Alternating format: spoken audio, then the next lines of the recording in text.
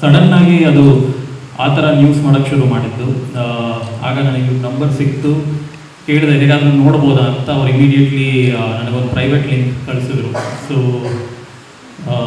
Film ನಾನು ನೋಡಿದೆ. ತುಂಬ ಇಂಪ್ಯಾಕ್ಟ್ಫುಲ್ ಸಿನಿಮಾ. ಯಾಕಂದರೆ ನಾವು ಲಾಕ್ಡೌನ್ ಟೈಮಲ್ಲಿ ಎಲ್ಲರೂ ಲಾಕ್ಡೌನ್ ಅಂದ ತಕ್ಷಣ ನಮ್ಮ ಮನೆ ಅಂತ ಇತ್ತು, ಅದರಲ್ಲಿ ಇರ್ತಾ ಇದ್ವಿ. ಅದರದ್ದು ಕಂಫರ್ಟ್ಸ್ ಅಷ್ಟೇ ಗೊತ್ತಿತ್ತು. ಏನೋ ನಮ್ಗಾಗ್ತಿದ್ದು ಕಷ್ಟಗಳಂದರೆ ಆನ್ಲೈನಲ್ಲಿ ಆರ್ಡರ್ ಮಾಡಬೇಕು, ಫುಡ್ ಏನೋ ಹಂಗೆ ಬರುತ್ತೆ, ತರಕಾರಿ ಒಂದು ವಾರಕ್ಕೆ. ಸೊ ಬಟ್ ನ್ಯೂಸ್ ಮೂಲಕ ಅದರದ್ದೆಲ್ಲ ಗೊತ್ತಾಗ್ತಿತ್ತು ಆಚೆ ಇರೋರಿಗೆ ಎಷ್ಟು ಕಷ್ಟ ಆಗ್ತಾ ಇದೆ ಅಂತ. ಬಟ್ ಏನೇ ಆದರೂ ನ್ಯೂಸ್ ಕವರೇಜಲ್ಲಿ ನೋಡೋ ಫುಟೇಜ್ಗೂ ಅದನ್ನು ಡ್ರಾಮ್ಯಾಟಿಕಲಿ ಇವರು ಹೇಗೆ ತುಂಬ ಧೈರ್ಯ ಮಾಡಿ ಅದನ್ನು ನಟರ ಕೈಲಿ ಒಂದು ಎಮೋಷನಲ್ ರೀಚ್ ಆಗೋ ಥರ ತುಂಬ ಚೆನ್ನಾಗಿ ಮಾಡಿದ್ದಾರೆ. ಎಷ್ಟೋ ಒಂದಿಷ್ಟು ನಾವು ಓದಿದ್ರು ಕೂಡ ಅದನ್ನು ಸಿನಿಮ್ಯಾಟಿಕ್ ಆಗಿ ನೋಡೋದ್ರಲ್ಲಿ far more impactful. So definitely ಇದು ಜನಕ್ಕೆ ಇದನ್ನು ನೋಡಿದಾಗ ನಾವೇನು ತುಂಬ ಜನ ದಿನಗಟ್ಟಲೆ ವಾರಗಟ್ಟಲೆ ನಡೆದ್ರು, ಊಟ ಇರ್ತಿರ್ಲಿಲ್ಲ ಅನ್ನೋದಷ್ಟೇ ನ್ಯೂಸ್ ಥರ ಗೊತ್ತಿತ್ತು. ಬಟ್ ಎಷ್ಟು ಫೀಲ್ ಆಗುತ್ತೆ ಅದು ನೋಡ್ಬೇಕಾದ್ರೆ ನಮಗೆ ಅನಿಸ್ತಿತ್ತು, ಅಯ್ಯೋ ಅಲ್ಲೆಲ್ಲೋ ಅವ್ರಿಗೆ ಸಿಕ್ಬಿಡ್ಲಿ, ಅಲ್ಲೆಲ್ಲೋ ಪೊಲೀಸ್ ಬಂದರೆ ಇವ್ರನ್ನ ಹಿಡಿದೇ ಇರಲಿ, ಆ ಥರ ಫೀಲಿಂಗ್ ಕ್ರಿಯೇಟ್ ಮಾಡುತ್ತೆ. ಸೊ ಅದನ್ನು ತುಂಬ ಚೆನ್ನಾಗಿ ಮಾಡಿದ್ದಾರೆ. ಆ್ಯಂಡ್ ಇಟ್ಸ್ ವೀರೇಶ್ ಕೂಡ ಇಟ್ಸ್ ಅಮೇಝಿಂಗ್. ಅವ್ರ ಪಕ್ಕದಲ್ಲೇ ಕೂತಿದ್ದೆ, ನನಗೆಲ್ಲೋ ಒಂದು ಕಡೆ ಒಂದು ಸೆಲ್ಫಿ ತೊಗೊಳ್ಳೋಣ ಅಂತ ಅನಿಸ್ತಿತ್ತು ನೋಡೋ ಟೈಮಲ್ಲಿ. ಎಷ್ಟು ಚೆನ್ನಾಗಿ ಮಾಡಿದ್ದಾರೆ ಅವರು. ಫಸ್ಟ್ ಟೈಮ್ ನಾನು ನೋಡ್ತಾ ಇರೋದು. ಆ್ಯಂಡ್ ಮೇಕಿಂಗ್ ಎಲ್ಲ ನೋಡಿದಾಗ it's very good, very inspiring. Good luck and thank you for making this. ನನಗೆ ಫಸ್ಟು ಎದುರುಗಡೆ ವೀರೇಶ್ ಸಿಕ್ಕ, ನನಗೆ ಇಮಿಡಿಯೇಟಾಗಿ ಒಂದು ಸಮಾಧಾನ ಆಗೋಯ್ತು. ಇವ್ ಸರ್ ಅವ್ನು ಸಿಕ್ಬಿಟ್ನಲ್ಲ ನನಗೆ ಎದುರುಗಡೆ ಅಂತ. ಅದು ಅಷ್ಟು ಸಿನಿಮಾ ನೋಡ್ತಾ ಅಷ್ಟೊಂದು ಪೈನ್ ಫೀಲ್ ಆಗಿತ್ತು. ಸೊ ತುಂಬ ಚೆನ್ನಾಗಿ ಉತ್ಸವ ಸಿನಿಮಾನ ಕಟ್ಟಿದ್ದಾರೆ. ತುಂಬ ಖುಷಿ ವಿಚಾರ ಏನು ಅಂದರೆ, ಇವಾಗ ಸುಮ್ಮನೆ ನಾನು ಈಗ ಒಂದು ವರ್ಷದಿಂದ ಸಿನಿಮಾಗಳನ್ನ ಫಾಲೋ ಮಾಡ್ತಿದ್ರೆ, ಇವಾಗ ಬರ್ತಿರೋ ನಿರ್ದೇಶಕರುಗಳು ಎಲ್ಲ ಯಂಗ್ಸ್ಟರ್ಸು ತುಂಬ ಒಳ್ಳೊಳ್ಳೆ ಬೇರೆ ಬೇರೆ ಥರದ ಸಿನಿಮಾಗಳನ್ನ, ಬೇರೆ ಬೇರೆ ಥರದ ನಿರ್ದೇಶಕರು ಬೇರೆ ಬೇರೆ ಥರದ ಸಿನಿಮಾಗಳು ತಗೊಂಡು ನಮ್ಮ ಮುಂದೆ, ನಮ್ಮ ಕನ್ನಡ ಜನಗಳ ಮುಂದೆ ಬರ್ತಾ ಇದ್ದಾರೆ. ಅದು ತುಂಬ ಖುಷಿ ವಿಚಾರ. ಆ್ಯಂಡ್ ಆ ಥರದ್ದು ಸಿನಿಮಾಗಳಿಗೆ ಒಬ್ಬೊಬ್ಬರು ಒಂದೊಂದು ಸಿನಿಮಾಗಳಿಗೆ ತುಂಬ ಚೆನ್ನಾಗಿ ಜೊತೆ ಆಗ್ತಿದ್ದಾರೆ. ಈ ಸಿನಿಮಾಗೆ ಪ್ರಕಾಶ್ ರಾಜ್ ಸರ್ ತುಂಬ ಚೆನ್ನಾಗಿ ಜೊತೆ ಆಗಿದ್ದಾರೆ. ಆ್ಯಂಡ್ ಅವ್ರು ಮಾಡ್ತಿರೋ ಕೆಲಸಗಳಲ್ಲಿ ತುಂಬ ದೊಡ್ಡ ಕೆಲಸಗಳು ಇಲ್ಲಿದೆ. ಯೂಶ್ವಲಿ ನಮಗೊಂದು ಯಾವಾಗಲೂ ಪ್ರಶ್ನೆ ಇದ್ದೇ ಇರುತ್ತೆ, ರಂಗಭೂಮಿಯಿಂದ ಬಂದವ್ರಿಗೆ ವಾಪಸ್ ಮತ್ತೆ ನಾಟಕ ಮಾಡ್ತೀರಾ, ವಾಪಸ್ ರಂಗಭೂಮಿಗೆ ಬರ್ತೀರಾ ಅಂತ. ಬಟ್ ನಾವು ಮೈಸೂರಿಗೆ ಬಂದಾಗ ಇಲ್ಲಿ ಒಂದು 2-3 ಸರಿ ಬಂದಿದ್ದೀನಿ. ತುಂಬ ಚೆನ್ನಾಗಿ ಅವರೊಂದು ಒಳ್ಳೆ ಅದ್ಭುತವಾದ ವಿಷನ್ ಇಟ್ಕೊಂಡು ಕೆಲಸ ಮಾಡ್ತಾ ಇದ್ದಾರೆ. ನನಗೆ ಅವ್ರಿಗೆ ಹೆಂಗೆ ಟೈಮ್ ಆಗೋದು ಗೊತ್ತಿಲ್ಲ. ಆ್ಯಕ್ಟಿಂಗ್ ಮಧ್ಯ ಮತ್ತು ಈ ಕಡೆ ತೋಟಗಾರಿಕೆ, ಈ ಕಡೆ ರಂಗಭೂಮಿ ಎಲ್ಲವನ್ನೂ ತುಂಬ ಚೆನ್ನಾಗಿ ತೊಗೊಂಡು ಹೋಗ್ತಾ ಇದ್ದಾರೆ. Super sir, thank you. ನಾನು ಥಿಯೇಟ್ರ್ ಎಕ್ಸ್ಪೀರಿಯೆನ್ಸ್ನ ಮಿಸ್ ಮಾಡ್ಕೊಂಡು ತುಂಬ ದಿನ ಆಗಿತ್ತು. ಇಲ್ಲಿ ಬಂದಾಗ ಮತ್ತೆ ಅದು ದಕ್ತು ಅನ್ನಿಸ್ತು. ಆ್ಯಂಡ್ ಫೋಟೋ ಸಿನಿಮಾ ಯಾಕೆ ಇಂಪಾರ್ಟೆಂಟ್ ಆಗುತ್ತೆ ಅಂದರೆ, ಯೂಶ್ವಲಿ ನಾವೆಲ್ಲರೂ ನಮ್ಮ ಬದುಕಲ್ಲಿ ತುಂಬ ಬ್ಯುಸಿ ಇರ್ತೀವಲ್ಲ, ನಮಗೆ ಊಟ ತಿಂಡಿ ಸವಲತ್ತುಗಳು ಇನ್ನೊಂದು ಎಲ್ಲವೂ ಚೆನ್ನಾಗಿರುತ್ತೆ. ಸೊ ನಮ್ಮ ಬದುಕು ಬೇರೆ ವಿಷಯಗಳಲ್ಲಿ ಬ್ಯುಸಿ ಇರುತ್ತೆ. ಸೋಷಿಯಲ್ ಮೀಡಿಯಾದಲ್ಲಿ ಅಲ್ಲಿ ಇಲ್ಲಿ ಸಣ್ಣ ಪುಟ್ಟ ಇನ್ನೇನು ಬೇರೆ ಬೇರೆ ವಿಷಯಗಳಿಗೆ ಜಗಳಾಡ್ಕೊಂಡು ಓಡಾಡಿಕೊಂಡು ಜಡ್ಜ್ ಮಾಡಿಕೊಂಡು ಒಬ್ರನ್ನೊಬ್ಬರು ಆ ಥರದಲ್ಲಿ ಬ್ಯುಸಿ ಇರ್ತೀವಿ. ಆ ಥರದ್ದೇನೋ ಕಿಕ್ ಕೊಡ್ತಾ ಇರುತ್ತೆ ಯೂಶ್ವಲಿ ನಮಗೆ ಕೆಲಸ ಬಿಟ್ಟರೆ ಇದ್ದವರಿಗೆ.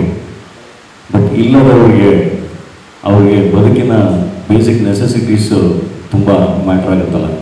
ಸೊ ಅವರು ಆ ಒದ್ದಾಟದಲ್ಲಿ ಇರ್ತಾರೆ. ಆ್ಯಂಡ್ ಎಸ್ಪೆಷಲಿ ಲಾಕ್ಡೌನ್ ಅಂತ ಸಂದರ್ಭದಲ್ಲೆಲ್ಲ ಅವ್ರಗಳ ಪರಿಸ್ಥಿತಿಗಳು ತುಂಬ ಅಂದರೆ ತುಂಬ ಕಷ್ಟದಲ್ಲಿತ್ತು. ನಾವು ಎಲ್ಲರೂ ಲಾಕ್ಡೌನಲ್ಲಿ ಬೆಂಗಳೂರಲ್ಲಿ ಆಚೆ ಇದ್ವಿ, ದಿನ ಓಡಾಡ್ತಾನೆ ಇದ್ವಿ. ಜನಗಳಿಗೂ ಎಷ್ಟು ಕಷ್ಟಗಳಿತ್ತು ನೋಡ್ತಾನೆ ಇದ್ವಿ. ಆ್ಯಂಡ್ ಪ್ರಕಾಶ್ ರಾಜ್ ಸರ್ ಅವರು ಎಷ್ಟು ಕೆಲಸ ಮಾಡಿದ್ದಾರೆ, ಎಷ್ಟು ಸರ್ವಿಸ್ ಮಾಡಿದ್ದಾರೆ ಅನ್ನೋದು ನೀವು ಅದು ಮೋಸ್ಟ್ಲಿ ಅವ್ರ ಜೊತೆ ಕೂತು ಮಾತಾಡಿದಾಗ ಗೊತ್ತಾಗುತ್ತೆ. ಸೊ ಕಣ್ಣು ಮುಂದೆ ಎಷ್ಟು ನಡೀತಾ ಇತ್ತು ಅಂದರೆ ನಾವು ತುಂಬ ಹೆಲ್ಪ್ಲೆಸ್ ಆಗಿರ್ತೀವಿ ಎಲ್ಲರೂ. ಸೊ ಫೋಟೋ ಏನಕ್ಕೆ ಇಂಪಾರ್ಟೆಂಟ್ ಆಗುತ್ತೆ ಅಂದರೆ, ನಾವು ಇದ್ದವರು ಯಾವಾಗಲೂ ಎಂಥ ಪರಿಸ್ಥಿತಿಲೂ ಇಲ್ಲದವ್ರ ಬಗ್ಗೆ ನಿರಂತರವಾಗಿ ಯೋಚನೆ ಮಾಡಲೇಬೇಕಾಗುತ್ತೆ. ಆ್ಯಂಡ್ ಅದನ್ನು ಇಟ್ಕೊಂಡು ಯೂಶ್ವಲಿ ಅದನ್ನು ಪೊಲಿಟಿಸೈಸ್ ಮಾಡಿಕೊಂಡು ಇನ್ನೊಂದು ಮಾಡ್ಕೊಂಡು ನಾವು ಕಿತ್ತಾಡ್ತಾ ಇರ್ತೀವಲ್ಲ, ಅದು ಇಂಪಾರ್ಟೆಂಟ್ ಆಗೋದೇ ಇಲ್ಲ. ಪಾಪ ಅವ್ರ ಬದುಕಿಗೆ ನಾವು ಏನು ಮಾಡ್ತೀವಿ ಅನ್ನೋದು ತುಂಬ ಇಂಪಾರ್ಟೆಂಟ್ ಆಗುತ್ತೆ. ಸೊ ಆ ಥರ ಫೋಟೋ ಡೆಫಿನೆಟ್ಲಿ ತುಂಬ ಕಾಡುವಂಥ ಸಿನಿಮಾ ಆಗುತ್ತೆ. ತುಂಬ ಇಷ್ಟ ಆಯಿತು. ಉತ್ಸವ ಒಳ್ಳೆಯದಾಗಲಿ. 22-23 ವರ್ಷಕ್ಕೆ ಈ ಥರದ್ದು ಯಾವುದೋ ಒಂದು ಕತೆ ಹೇಳಬೇಕು ಅಂತ ಅನಿಸಿ ಅದನ್ನು ಅದ್ಭುತವಾಗಿ ಪ್ರೆಸೆಂಟ್ ಮಾಡೋದು ಸೂಪರ್. ಇನ್ನೂ ಒಳ್ಳೆಯ ಸಿನಿಮಾಗಳು ಮಾಡಿ ಕನ್ನಡಕ್ಕೆ ಇನ್ನೊಬ್ಬರು ಅದ್ಭುತವಾದ ನಿರ್ದೇಶಕರು, ತುಂಬ ದೂರ ಟ್ರಾವೆಲ್ ಮಾಡುವಂಥ ನಿರ್ದೇಶಕರಾಗಿ ಅಂತ ಹೇಳಿ ವಿಶ್ ಮಾಡ್ತೇನೆ. Thank you. ಟಿಕೆಟ್ ಬುಕ್ ಮಾಡಿ ಆ ಸಿನಿಮಾಕ್ಕೆ ಹೋಗಿದ್ದೆ. ಆ ಸಿನಿಮಾ ನೋಡುವ ಹೊತ್ತಿಗೆ ಪ್ಯಾಂಡಮಿಕ್ ಎಲ್ಲ ಆಗಿ ಸುಮಾರು ವರ್ಷಗಳ ಒಂದೂವರೆ ವರ್ಷ ಆಗಿತ್ತು. ಮರೆತು ಬಿಟ್ಟಿದ್ದೀವಿ ಎಲ್ಲ.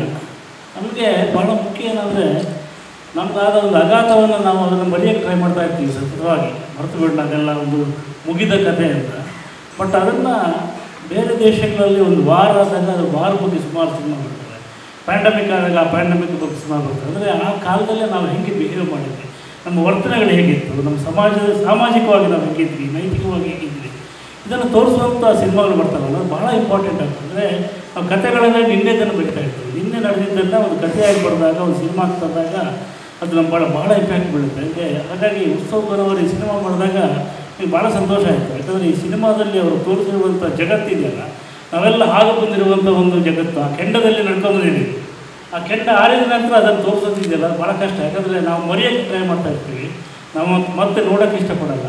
ಆದರೆ ಅದನ್ನು ನೋಡಿ ನೀವು ಹಾಗಿದ್ರಿ, ನಿಮ್ಮ ಸ್ಥಿತಿ ಹಾಗಿತ್ತು ಅಂತ ತೋರಿಸಿದಾರಲ್ಲ, ಭಾಳ ಅದ್ಭುತವಾದ ಸಿನಿಮಾ. ಈ ಸಿನಿಮಾ ನೋಡ್ತಾ ಬಹುಶಃ ನಾನು ಇಮೋಷನಲ್ ಆಗಲ್ಲ ಅಂತ ಹೇಳ್ಕೊತೀವಿ, ನಮಗೂ ಸ್ವಲ್ಪ ಕಣ್ಣೀರು ಬರೋ ಥರ ಆಗುತ್ತೆ. ಯಾಕಂದರೆ ನಾವು ಅವನ ವೀರೇಶನ ಜಾಗದಲ್ಲಿ ನಮ್ಮನ್ನು ನೋಡ್ಕೋತೀವಿ, ಅಥವಾ ನೋಡಿದ್ದೀವಿ, ತುಂಬ ಜನ ನೋಡಿದ್ದೀವಿ, ನಾವು ಕಷ್ಟಪಟ್ಟಿದ್ದೀವಿ ಆ ಕಾಲದಲ್ಲಿ. ಅದನ್ನೆಲ್ಲ ತೋರಿಸುವಂಥ ಬಹಳ ಅದ್ಭುತವಾದ ಸಿನಿಮಾ ಇದು.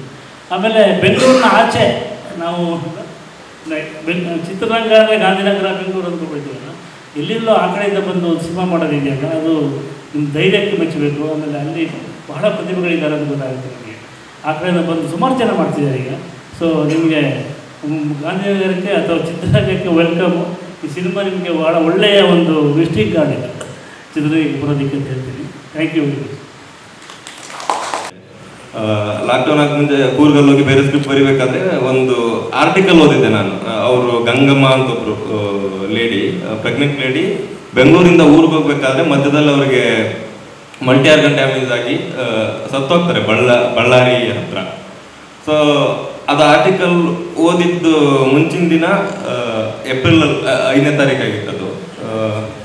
ಅವತ್ತು ದೀಪ ಹಚ್ಚಿದ್ದು ನೆನಪಿನ ಇರುವಂಥ ದಿನ ಅದು ಮರುದಿನ ನಾನು ಓದಿದ್ದ ಆರ್ಟಿಕಲ್. ಅದು ನಾನು ತುಂಬ 1-2 ದಿನ ಕಾಡ್ತದು. ಅಂದರೆ ಈ ಥರದ್ದೊಂದು ದೀಪ ಹಚ್ಚೋದು ಅದೇ ದಿನ ಎಕ್ಸಾಕ್ಟ್ಲಿ ಅವಾಗ ಸಂಜೆನೆ ಆ ಥರದೊಂದು ಆರ್ಟಿಕಲ್ ಓದಬೇಕಾಗಿತ್ತು. ಮರುದಿನೂ ಅದು ಅವಾಗ ಸಂಜೆನು. ಸೊ ಅದು 1-2 ದಿನ ಆದಮೇಲೆ ಈ ವಿಷಯ ಡಾಕ್ಯುಮೆಂಟ್ ಆಗಬೇಕು ಅಂತ ನಂಗೆ ತುಂಬ ಅನ್ನಿಸ್ತಿತ್ತು. ನಂಗೆ ಸಿನಿಮಾ ಆಗಬೇಕು ಅಂತ ಸಿನಿಮಾ ಬರೆಯೋಕ್ಕೆ ಬಂದಿದ್ದೆ, ಬಟ್ ಈ ವಿಷಯ ಡಾಕ್ಯುಮೆಂಟ್ ಆಗಬೇಕು ಅನ್ನೋ ತುಂಬ ಅನ್ನಿಸ್ತಿತ್ತು. ಸೊ ಬರೆಯೋಕ್ಕೆ ಶುರು ಮಾಡಿದೆ ಆ ವಿಷಯನ. ಅದು ಸುಮ್ಮನೆ ಬರೆದಿಟ್ಕೊಂಡು ಹಿಂಗಿಂತ ಆಗಿತ್ತು ಅಂತ. ಅದಾದಮೇಲೆ ನನಗೆ ಗೊತ್ತಿರೋ ಮಾಧ್ಯಮ ಸಿನಿಮಾ, ನನಗೆ ಅದರಲ್ಲೇ ಡಾಕ್ಯುಮೆಂಟ್ ಮಾಡೋಕ್ಕಾಗತ್ತೆ ಆಗೋದು. ಸೊ ಹಂಗಾಗಿ ಅದರಲ್ಲಿ ಡಾಕ್ಯುಮೆಂಟ್ ಮಾಡೋಣ ಅಂತ ಅನಿಸಿ ಅದನ್ನು ನಾನು ಸಿನಿಮಾ ಮಾಡಿದ್ದು. ಅದಾದಮೇಲೆ ನನಗೆ ಏನು ಅನಿಸ್ತದೆ ಸಿನಿಮಾದಲ್ಲಿ. Thank you sir.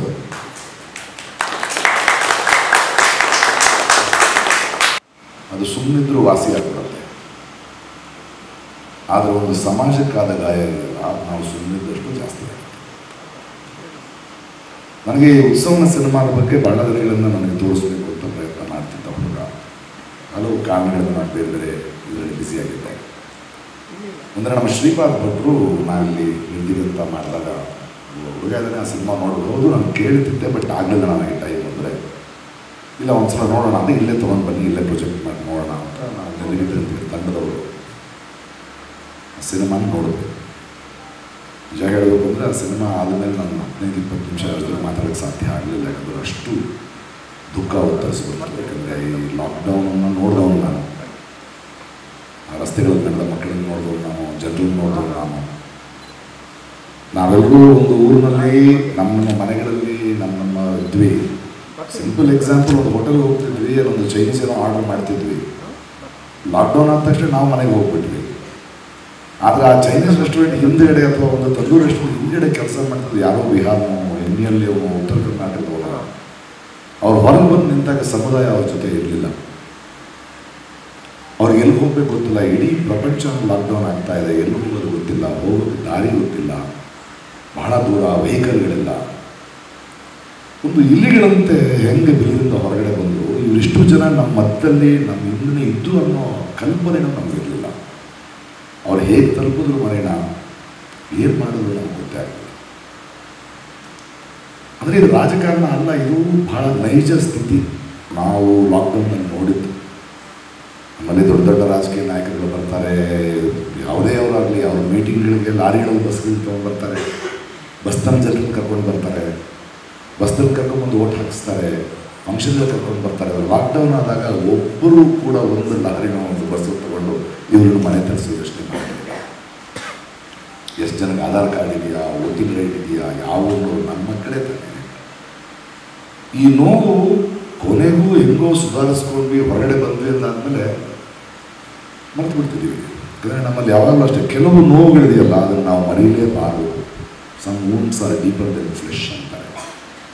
ಅದು ನಮ್ಮನ್ನು ಕಾಡಬೇಕು, ಮತ್ತೆ ನೆನಪಾಗಬೇಕು. ಮತ್ತೆ ಇಲ್ಲಿ ನಮಗೆ ಯಾವುದೋ ಒಂದು ರಾಜಕಾರಣವೋ ಅಥವಾ ಒಂದು ಸರ್ಕಾರವೋ ಅಥವಾ ಒಂದು ಕೋವಿಡ್ ಅನ್ನೋ ಒಂದು ಸಾಂಕ್ರಾಮಿಕ ರೋಗ ಅಲ್ಲ ಮುಖ್ಯ. ನಾವೇನಾಗಿದ್ದೀವಿ, ಇನ್ನೊಬ್ಬರು ನಾವು ಅರ್ಥವಾಗದೇ ಇರುವಂತಹ ನಮ್ಮ ಬದುಕಿನಲ್ಲೇ ಹೋಗಿದ್ದೀವಿ, ಇನ್ನೊಬ್ಬರು ನಮಗೆ ಕಣ್ಣಿಗೆ ಕಾಣಿಸ್ತಿಲ್ವಲ್ಲ, ಇದು ಹೊರಗಡೆ ಬಂತು. ಇದು ನಾಚಿಕೆಯಿಂದ ತಲೆ ತೆಗೆಸ್ಕೊಳ್ಬೇಕಾದ ವಿಷಯ. ಈ ನೋವು ಮತ್ತೆ ಮತ್ತೆ ನಮ್ಮನ್ನು ಕಾಡಬೇಕು. ಆ ಥರದ ಒಂದು ನೋವು ದಂಜೆ ಹೇಳಿದ ಹಾಗೆ ನಾವು ಟಿ ವಿಗಳನ್ನು ನೋಡಿದ್ವಿ, ಒಂದು ಸುದ್ದಿಯಾಗಿ ನೋಡಿದ್ವಿ. ಆದರೆ ಈ ನೋವನ್ನು ದಾಖಲೆ ಮಾಡಬೇಕು, ಇದನ್ನು ಡಾಕ್ಯುಮೆಂಟ್ ಮಾಡಬೇಕು. ನಮ್ಮ ಮಧ್ಯೆ ನಡೆದಂತಹ ಈ ದಾರುಣವನ್ನು ನಾವೆಲ್ಲರೂ ಡಾಕ್ಯುಮೆಂಟ್ ಮಾಡಬೇಕು ಅಂತ ನಾವೆಲ್ಲ ದೊಡ್ಡವರಿದ್ದೀವಿ, ಪ್ರತಿಭಾವಂತರಿದ್ದೀವಿ, ದೊಡ್ಡ ದೊಡ್ಡ ಸಿನಿಮಾಗಳು ಮಾಡ್ತಿದ್ದೀವಿ. 20-21 ವರ್ಷದ ಹುಡುಗನಿಗೆ ಅನಿಸಿದ್ದೀನಿ ಅಲ್ಲ, ಅದು ತುಂಬ ಒಂದು ನಂಬಿಕೆಯನ್ನು, ಹೋಪನ್ನು, ಮನುಷ್ಯತ್ವದ ಬಗ್ಗೆ, ಮಾನವೀಯತೆಗೆ ಕಾಳಜಿ ಇರುವಂಥ ಒಂದು ಮನಸ್ಸು ಮಾತ್ರ ಇದು ಒಂದು ಸಿನಿಮಾ ನಾನು ಮಾಡಬೇಕು ನನ್ನ ಬದುಕಿನಲ್ಲಿ ಅಂತ ನಿರ್ಧಾರ ಮಾಡೋಕ್ಕೆ ಸಾಧ್ಯ. ಹೀಗಾಗಿ ಈ ಸಿನಿಮಾ ಯಾಕೆ ರಿಲೀಸ್ ಕಾಣ್ತಿಲ್ಲ, ಏನಾಗ್ತದೆ ನನಗೆ ಗೊತ್ತಿಲ್ಲ ಸರ್. ನಾನು ಡಾಕ್ಯುಮೆಂಟ್ ಮಾಡಿದ್ದೀನಿ. ಒಂದು ಚಿತ್ರೋತ್ಸವದಲ್ಲ ಬಂದು ಎಲ್ಲ ಒಳ್ಳೆ ಸಿನಿಮಾ ಅಂತ ಜನರಿಗೆ ಹೇಗೆ ತಲುಪಬೇಕು ಅಂದಾಗ ಎಲ್ಲೋ ಒಂದು ಕಡೆ ಇದನ್ನು ನಾನು ಮಾಡೋಕ್ಕಾಗಲಿಲ್ಲ, ಹಾಗಂತ ಸುಮ್ಮನೆ ಕೂತ್ಕೊಳ್ಳಲ್ಲ. ಸೊ ಇಡೀ ನಿರ್ದಿಗಂತ ಬಲಗ ಕೂತ್ಕೊಂಡ್ವಿ, ಮಾತಾಡಿದ್ವಿ. ನಾವು ಈ ಸಿನಿಮಾಗೆ ಬೆಂಬಲವಾಗಿರೋಣ, ಹಾಗಾದರೂ ನಮ್ಮ ಪಾಪ ಅಂತ ಹೋಗೋಣ ಅಂತ, ಹಾಗಾದರೂ ನಮ್ಮ ಮನಸ್ಸಾಕ್ಷಿಗೆ ಉತ್ತರ ಕಂಡುಕೊಳ್ಳೋಣ ಅಂತ ಆ ಸಿನಿಮಾಗೆ ಅಂದರೆ ನಾವು ರಿಲೀಸ್ ಮಾಡೋಣ ಅಂತ ನಿಂತ್ವಿ.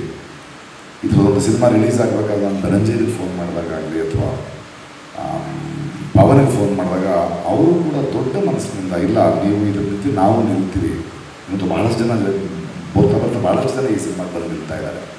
ಅಂದರೆ ಎಲ್ಲರಲ್ಲೂ ಈ ಥರದ ಒಂದು ಯೋಚನೆ ಇರುವ ನಮ್ಮ ಪ್ರತಿಭೆ, ನಮ್ಮ ಹುಡುಗ, ಅವನ ಬದುಕಿನ ಬಗ್ಗೆ, ಅವನ ಕರಿಯರ್ ಅಲ್ಲ, ಬಟ್ ಈ ಥರದೊಂದು ಕಥೆಯಿಂದ ನನ್ನನ್ನು ನಾನು ಗುರುತಿಸ್ಕೊಳ್ಬೇಕು, ಈ ಥರದ ಸೂಕ್ಷ್ಮತೆಯಿಂದ ಗುರುತಿಸ್ಕೊಳ್ಬೇಕು ಅನ್ನೋ ಒಂದು ನಿರ್ಧಾರನೇ ಬಹಳ ದೊಡ್ಡ ನಿರ್ಧಾರ, ಬಹಳ ಆರೋಗ್ಯಕರವಾದ ನಿರ್ಧಾರ. ಈ ಗಾಯ, ಈ ನೋವು ಒಂದು 10 ಜನ ನೋಡಬೇಕು. ಇದು ಒಂದು ಸಿನಿಮಾ ಬರೀ ಎಂಟರ್ಟೈನ್ಮೆಂಟ್ ಅಲ್ಲ, ಮನೋರಂಜನೆ ಅಷ್ಟೇ ಅಲ್ಲ. ನಾವು ನಮ್ಮ ಚಾಪೆ ಕಡೆ ಸುಮ್ಮನೆ ಗುಡಿಸ್ಕೊಂಡು ಕೂತ್ಕೊಂಡ್ರೆ ಕಸ ಅಲ್ಲೇ ಇರುತ್ತೆ. ಅದರ ಬಗ್ಗೆ ನಾವು ತಿಳ್ಕೊಂಡು ಇನ್ನೊಂದಷ್ಟು ಸೂಕ್ಷ್ಮವಾಗೋದಕ್ಕೆ, ಇನ್ನೊಂದಷ್ಟು ಮಾನವೀಯತೆಯ ದೃಷ್ಟಿಯಿಂದ ನಮ್ಮ ವಿಶ್ವಮಾನವರಾಗೋದಕ್ಕೆ ನಮ್ಮ ಕುವೆಂಪು ಅವರು ಹೇಳೋ ಹಾಗೆ ನಾವು ಪ್ರಯತ್ನ ಮಾಡಲಿಕ್ಕೆ ಬಹಳ ದೊಡ್ಡ ಕೆಲಸ ಅನಿಸುತ್ತೆ. ಅದಕ್ಕಾಗಿ ನಿರ್ದಿಗಂತ ಈ ಸಿನಿಮಾವನ್ನು ನಾನು ಮುಂದೆ ತರ್ತಾ ಇದ್ದೆ.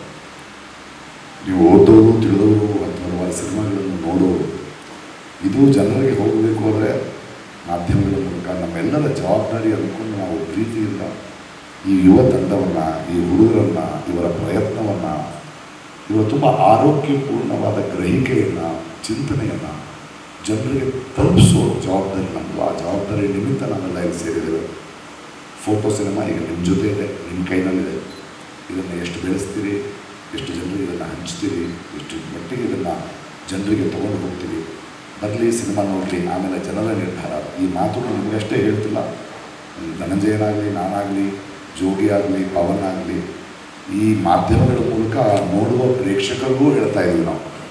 ನಮ್ಮ ಮಣ್ಣಿನ ನಮ್ಮ ಯಂಗ್ಸ್ಟರ್ಸ್ ಏನಾಗ್ತಿದ್ದಾರೆ ಅಂತ ಕೇಳ್ತಿದ್ರೆ ಈ ಥರದ ಸಿನಿಮಾಗಳು ಮಾಡ್ತಾ ಇದ್ದಾರೆ.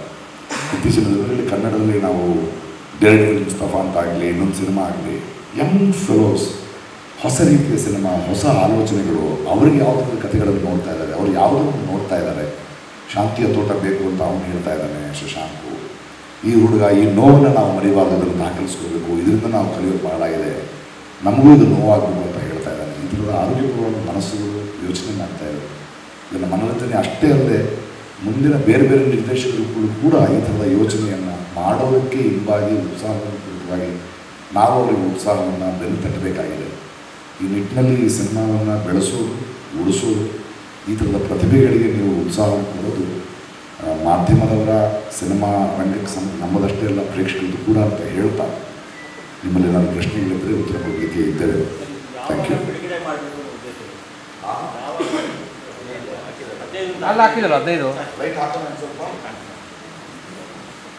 ಸಾಕಷ್ಟು ಪ್ರೋಗ್ರಾಮ್ಗಳು ಮಾಡ್ತಾ ಇದ್ವಿ ಬೇರೆ ಬೇರೆ ಚಾನಲ್ಗಳ ಮೂಲಕ. ಒಂದು ಒಳ್ಳೆಯ ಸಿನಿಮಾಗೆ ಎಷ್ಟು ಜನ ನಿಂತ್ಕೊಳ್ಬೇಕು ಅದನ್ನು ನಿಂತ್ಕೊಳ್ತಿದ್ವಿ. ಈಗ ಧನಂಜಯ್ ಬಂದಿದ್ದಾರೆ, ಪವನ್ ಬಂದಿದ್ದಾರೆ, ನಾಳೆ ಹೇಮಂತ್ ಕುಮಾರ್ ಬರ್ತಾರೆ, ಕಿಶೋರ್ ನಟ ಬರ್ಬೋದು. ಈ ಥರ ಬೇರೆ ಬೇರೆ ಬೇರೆ ಬೇರೆ ನಿರ್ದೇಶಕರು ಎಲ್ಲರೂ ಈ ಸಿನಿಮಾ ನೋಡಿದ್ರು. ಒಂದಷ್ಟು ಪತ್ರಗಳು ಜೋಗಿ ಅಂತವ್ರು ಮಾತಾಡ್ತಾ ಇದ್ದಾರೆ, ನೀವು ನೋಡ್ತಾ ಇದ್ದೀರಿ. ನೋಡೋಣ, ಯಾಕಂದರೆ ಪ್ರತಿಯೊಂದು ಸಿನಿಮಾವನ್ನು ಜನರಿಗೆ ತಲುಪಿಸೋದು ನಮ್ಮ ಜವಾಬ್ದಾರಿ. ಅದಕ್ಕೆ ರಿಲೀಸ್ ಪ್ಲ್ಯಾನ್ಗಳು ಎಲ್ಲ ಮಾಡಿರ್ತೀವಿ. ಅದು ಎಷ್ಟು ಮಟ್ಟಿಗೆ ನನ್ನಿಂದ ಸಾಧ್ಯನೂ ಮಾಡ್ತಾ ಹೋಗ್ತೀವಿ ಅಷ್ಟು ತಿಳಿಸ್ತಾರೆ. ಆದರೆ ಯಾಕಂದರೆ ರಾಜಕೀಯವಾಗಿ, ಭೌಗೋಳಿಕವಾಗಿ ಭಾಳ ಹಿಂದೆ ಉಳಿದಂಥ, ಯಾರು ಆ ಕಡೆ ತಿರುಗಿ ನೋಡಿದಂಥ ಊರಿಂದ ಬಂದ ಒಬ್ಬ ನಿರ್ದೇಶಕ ಬಂದಾಗ ಇನ್ನು ಇವರು ಸುಮಾರು 6 ತಿಂಗಳ ಮುಂಚೆ ಹೇಳಿದ್ರು ನನಗೆ, ನಾನು ಆ ಸಿನಿಮಾ ತಗೊಂಡೆ ಅಂತ. ಆಗ ಅನ್ನಿಸ್ತು ಅಂದರೆ ಒಬ್ಬ ನಿರ್ದೇಶಕನಿಗೆ ಇನ್ನೊಂದು ಸಿನಿಮಾ ಮಾಡ್ಬೋದು, ನನ್ನ ಜೊತೆ ಇದ್ದಾರೆ, ಸಿನಿಮಾ ಗೆಲ್ಲುತ್ತೋ ಅದು ಬೇರೆ ಪ್ರಶ್ನೆ. ಆದರೆ ಒಂದು ಒಳ್ಳೆಯ ಸಿನಿಮಾ ಮಾಡಿದಾಗ ಬೆಂತಟ್ಟುವವರು, ಗುರುತಿಸುವವರು, ನನ್ನ ಜೊತೆ ನಿಲ್ಲುವವರು ಅಂತ ಒಬ್ಬರು ಇಬ್ಬರು ಇದ್ದಾರೆ ಅಂತ ಅನ್ನಿಸಿದಾಗ ಬಹಳ ದೊಡ್ಡ ಭರವಸೆ ಅದು. ಅಂಥ ಭರವಸೆಯನ್ನು ಕೊಟ್ಟಿದ್ದಕ್ಕೆ ನಿಮಗೆ ನಾನು ಎಲ್ಲರ ಪರವಾಗಿ ಒಂದು ಅಭಿನಂದನೆ ಹೇಳ್ತೀನಿ. ಭಾಳ ದೊಡ್ಡ ಕೆಲಸ ಮುಂದುಗಡೆ ಹೊರಳಿದ್ರೆ ಬೇಜಾರಾಗುತ್ತೆ ಅಂತ ನನಗೆ ಗೊತ್ತಾಗಲಿಲ್ಲ, ಬಟ್ ಈಗ ಹೇಳಲೇಬೇಕು ಅನ್ನಿಸ್ತು. Thank you very much. ಏನೂ ಇಲ್ಲ ಜೋಗಿ, ಮನುಷ್ಯ ಯಾರು ಅಂತ ಇನ್ನೊಬ್ಬ ಮನುಷ್ಯನಿಗೆ ನಾನು ಪಟ್ಟು ಒಬ್ಬ ಮನುಷ್ಯ ನಂಬಿಕೆ ಹುಟ್ಟಿಸೋಣ ಅಷ್ಟೇ. ನಾನು ಮಾಡೋ ದೊಡ್ಡ ಕೆಲಸ ಅಲ್ಲ, ಅದಕ್ಕೆ ದೊಡ್ಡ ಕೆಲಸ ಅವನು ಮಾಡಿದ. ಅವನು ನನ್ನ ಹತ್ರ ಬಂದಾಗ ಏನಿತ್ತು ಅಂತಲ್ಲ, ಸಿನಿಮಾ ಇತ್ತು, ಅದಕ್ಕೆ ತಿನ್ನೇಬೇಕು. ಅದು ಇದರಲ್ಲಿ ಧನಂಜಯ ಇರ್ಬೋದು ಅಥವಾ ಪವನ್ ಇರ್ಬೋದು, ಯಾವಾಗಲೂ ಬೇರೆ ಥರದ ಆಲೋಚನೆಗಳು ಬರಬೇಕು, ಹೊಸ ನಿರ್ದೇಶಕರು ಬರಬೇಕು ಅಂತ. ಇದು ನಾನು ಬಟ್ ಎಷ್ಟು ಸಿನಿಮಾಗಳಿದ್ದಾರೆ ಬೆಂಬಲವಾಗಿ ನಿಂತಿದ್ದಾರೆ, ಅದನ್ನೆಲ್ಲ ನಾವು ನೋಡ್ತಾನೆ ಇದ್ದೀವಿ. ಅಂದರೆ ಅದೊಂದು ನಂಬಿಕೆ ನಮಗೆ ಬೇಕೇ ಬೇಕು ಕುಟುಂಬವಾಗಿ. ಮುಂದಿನ ಪ್ರಶ್ನೆ ಕೇಳೋಕೆ ಮುಂಚೆ ಉತ್ಸವ ತನ್ನ ತಂಡವನ್ನು ಪರಿಚಯ ಮಾಡಬೇಕು ಅಂತ ಆಸೆ ಇದೆ. ಬಸವರಾಜ್ ಅವರು ಫುಡ್ದೆಲ್ಲ ಅವರೇ ನೋಡ್ಕೊತಿದ್ರು ನಮ್ಮೂರು. ಅಂದರೆ ನಮಗೆ ಅಲ್ಲಿ ಪ್ರೊಡಕ್ಷನ್, ನಮ್ಮ ಸಿನಿಮಾ ಫಾರ್ಮೆಟ್ ಅಷ್ಟು ಹಂಗೆ ಮಾಡಿರಲಿಲ್ಲ. ನಮ್ಮ ಹೆಂಗೆಂಗೋ ಮಾಡ್ಕೊಂಡು ಯಾರ್ಯಾರು ನಮ್ಮ ಮನೆ ಪಕ್ಕದವರೇ ಅಡುಗೆ ಮಾಡಿಕೊಡ್ತಿದ್ರು, ಅದನ್ನ ತಗೊಂಡು ಅವರೆಲ್ಲ ನಮಗೆ ಊಟ ಪಡಿಸ್ತಿದ್ರು. ಸೊ ಇದು ನಮ್ಮ ತಂಡ.